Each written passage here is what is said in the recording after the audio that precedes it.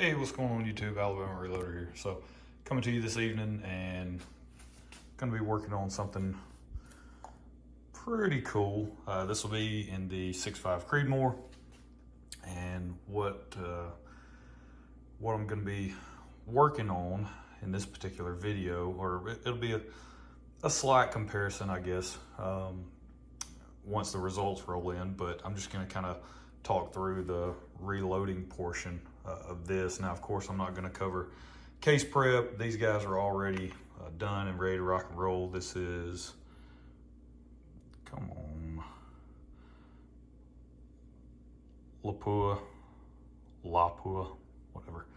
6.5 Creedmoor brass, and it has, who knows at this point how many firings on it. Small rifle primer brass, and it is the undersized flash hole version of that particular brass as well. So that's what I'm working with. That's what I've been shooting for quite a while, actually, in 6.5 Creedmoor. And then what I've already loaded up, this is the 140 grain. This is the Hornady 140 grain SST. I'm a big fan of SST bullets. Go find the video where I actually was able to recover 129 grain SST out of a deer that I shot with the 6.5 Creedmoor, and the shot was about 100, I think roughly 100 to 120 yards, somewhere in that range, and she was a really big doe, quartering away, and she dropped. It was a great shot placement. It was actually with the Savage 110 Tactical. Great shot placement. She dropped, was able to recover the bullet. Really pleased with how this particular bullet performed, at least in the 129 grain version. I want to test the 140, see how they do. But really, the star of the show for this particular video is this guy. The Speer Impact. Now, these are not new bullets. The Speer actually came out with these, you know, some time ago, actually. There doesn't seem to be a whole lot of fanfare about this bullet. It seems very comparable to something like a Sierra Game Changer, a Hornady ELDX, somewhere in that range, so you can kind of get your mind wrapped around maybe the comparable bullets, maybe like a Nosler ballistic tip, something along those lines. It has a polymer tip. This is a 140 grain version. It says medium game on the box. They come in 50 count boxes. There is no load data on their website for this particular bullet. They have all of their load data online, which is super awesome about Speer, or you can just get their manual. But when you go and look online, there's no load data for this particular bullet.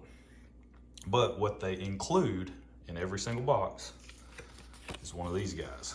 They give you load data in the box itself for the cartridges that they have tested this bullet in. And it's 6.5 Creedmoor, 6.5 PRC, 6.5 284 Norma, 6.5 300 Weatherby Mag, 6.5 by 55 or 6.5 Swede. So you've actually got the semi-pressure Swede, and then you've got strong commercial actions. Then you got the 264 Win Mag, 26 Nosler, 260 Remington. So you've got a handful of cartridges that they provide load data for. It's not a ton of data. As you can tell, the list of powders for each one, it's not super extensive, except for maybe the 260 Remington and the 6.5 Creedmoor. 6.5 PRC's got a few as well. But we're working with the Creedmoor, so there's our load data. And you guys already saw we're actually using Power Pro 4000 MR. I don't have Reloader 26, which is the highest velocity option that they list. As soon as I come across an 8-pound jug of that, I will pull the trigger on getting that in-house for a reasonable price. But I've got Power Pro 4000 MR, so that's what we're gonna use. They go min charge of 41.4, max of 44.8. I will load up to that 44.8 charge, probably go in 3/10. Maybe, where are we at? 44.8, that's what I said. We might do 4/10. We may do 4/10 because we're only loading up 25. I've already got 25 loaded up with the 140 SST. Now I'm gonna do 25 with the 140 Impact. see how it shoots. If you'll remember, I've got the Kimber 84M Hunter Edition 6.5 Creedmoor, so it's about a 5.5 pound rifle. I have the SWFA Ultralight 2.5 to 10 by 32, I believe, scope sitting on top of it. So an amazing lightweight hunting setup that I'm really looking forward to testing out this upcoming season. And so that's why I'm doing this, working up some hunting loads for it, see how these will perform. If you go and read the information on Speer's website about this particular bullet, they mention a couple of things that seem very interesting. It's molecularly bonded or fused. I think they say molecularly fused, the jacket is, to the core, which it says maximizes weight retention. So that's something that they don't say it's a bonded bullet, but obviously if they're maximizing weight retention, seems to me that it would be a bonded bullet. Right now, I'm a huge fan of Speer Gold Dots, which are bonded bullets. Those things perform amazing. And so I'm a really big fan of those, but it'll be interesting to see how these perform, because also along with that, they say, of course, they've got some revolutionary polymer tip on here, slipstream, polymer tip that helps to initiate expansion at velocities that are 200 feet per second slower than any other comparable design.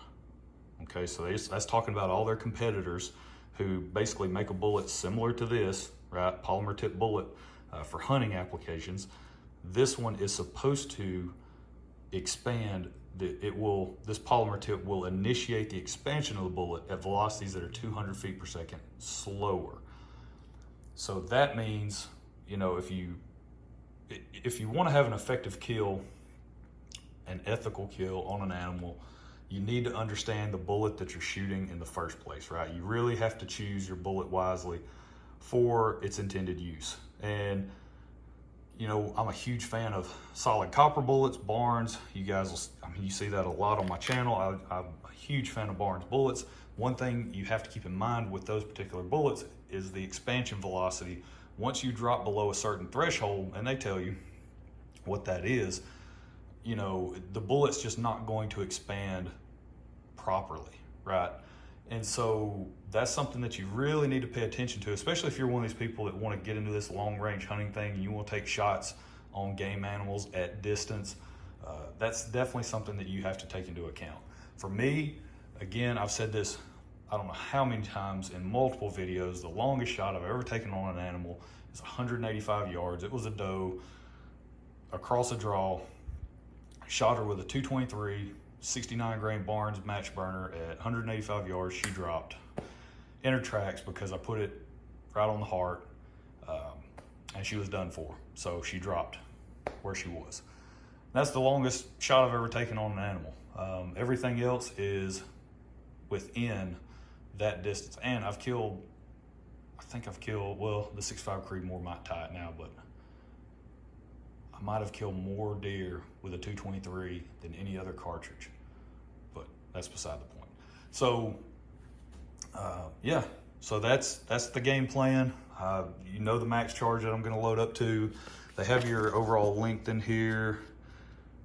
2.825 is what they tested. So what I'm gonna do is take this bullet, use my Hornady overall length gauge, and I will test it in my rifle to make sure that overall length does line up and is something that I can accommodate, which I would imagine it will. I don't think I'll have any issues with that overall length, but you just want to make sure and you want to double check. Let's see. They're running a 24-inch test barrel. That's typical standard with Creedmoor data. You'll see that a lot, 24-inch test barrels. So they're showing just north of 2,800 feet per second. So we're gonna be shy of that. This is a shorter barrel on this particular rifle. I'm up to 300 rounds on this gun. And because I've tracked every single round that I've shot through this gun, and it's one of my favorites. So huge fan of this one. So yeah, you guys just stick around and we'll see how they do. So y'all hang tight.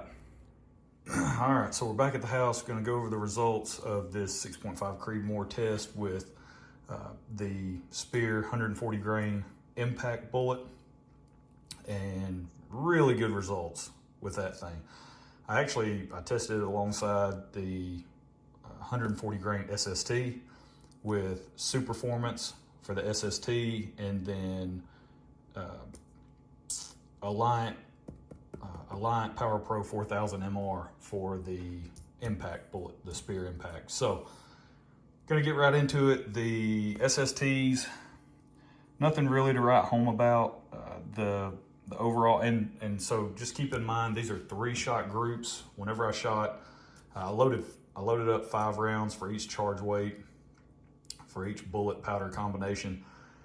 But the intent, my intent was to shoot 3-shot groups just to check, see if the bullet powder combination is even going to be worth exploring in my Kimber 84M Hunter, or do that, you know, or if I need to go a different route altogether. 3 shots will tell you pretty quick.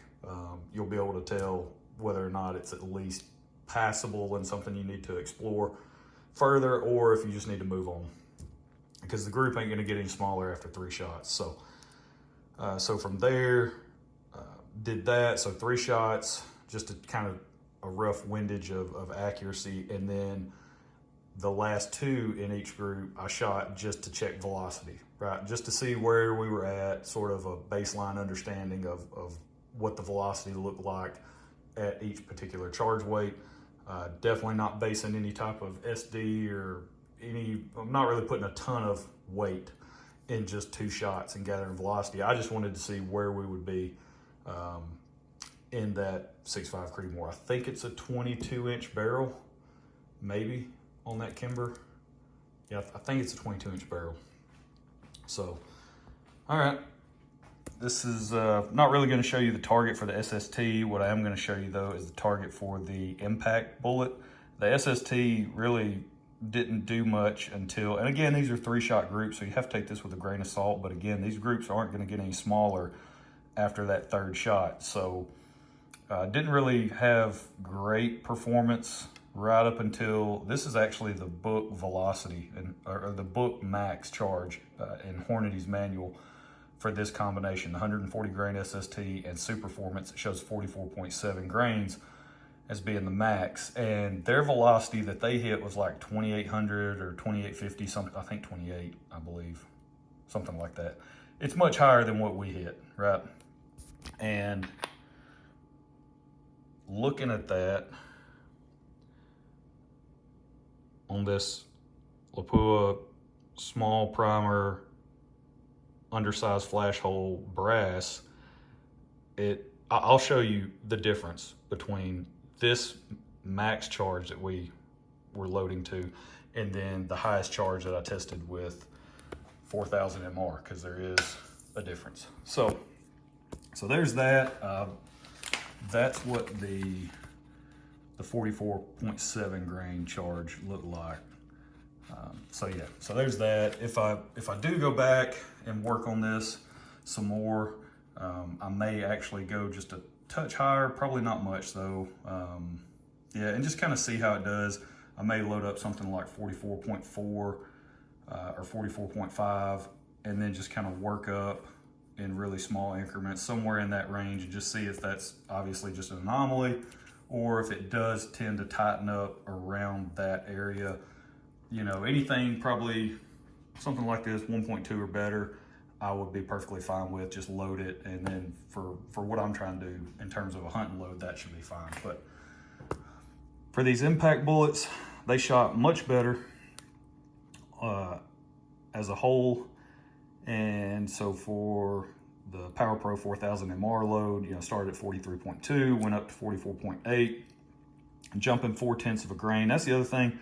I was jumping 0.4 with Power Pro 4000 MR. I was only jumping 3 with the Super Performance. So there's slight difference there, but that's neither here nor there. But yeah, you can see big velocity difference between the two. Just with the charge weights that I tested and what I ended with. I mean, you know, roughly similar, right? 44.7, 44.8. So fairly similar charge weights that I ended with, and our velocity was much higher than Superformance. So good stuff there. Overall, good accuracy. However, these last two, 44.4, 44.8,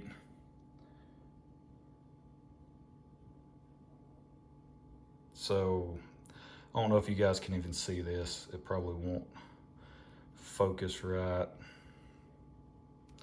to be able to come through and you actually pick it up and see it.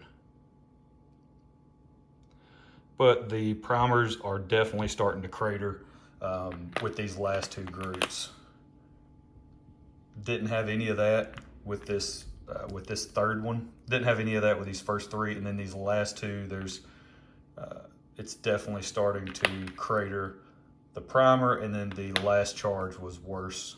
This last group was worse than the group before it in terms of the crater on the primer. So definitely hitting some pressure with those two loads there. So it's not something I would want to really go. Probably beyond 44 grains is where I'm gonna settle. I'll probably come back. I'll circle back and do some more testing somewhere in this area. But that's moving on pretty good. You're talking over 2,700 feet per second for a 140 grain bullet in a shorter, I guess, Creedmoor barrel, 22 inches. So overall, really good. Really happy with how the accuracy looked, or at least the potential looked as well. Nothing too crazy, that 1.141 right there. And then after that, right, things shot fairly well. Down here, you know, similar point of impact somewhat for those last three groups.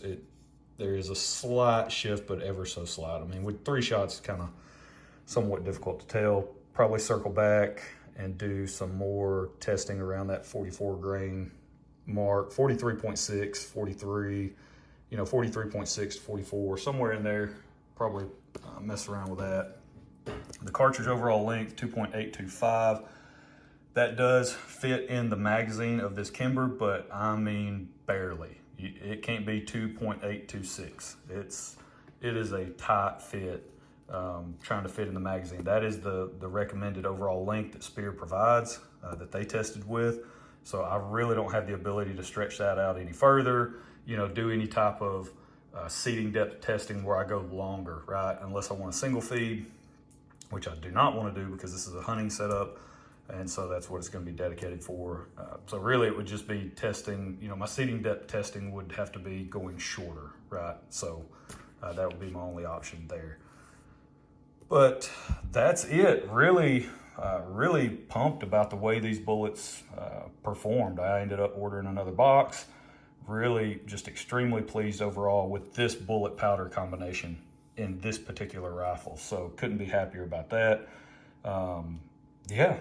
So I'm gonna go get this stuff processed, and then I'll probably just load up some additional test groups and just come back and verify. We're definitely gonna see some dispersion from this, and some, groups would probably grow and shrink if I went back and reshot this exact same test. We would see some variation in group size, but that's to be expected. And I would like to go back and shoot, 10 or 20 shots for velocity, just to kind of check and see if it's going to be erratic or if it's, going to be something fairly consistent with 4000 MR. These are pretty good velocity results, so really happy with that. But that's it. That's where we're going to leave it. Hope you guys enjoyed it, and we'll catch you next time. Y'all have a good one.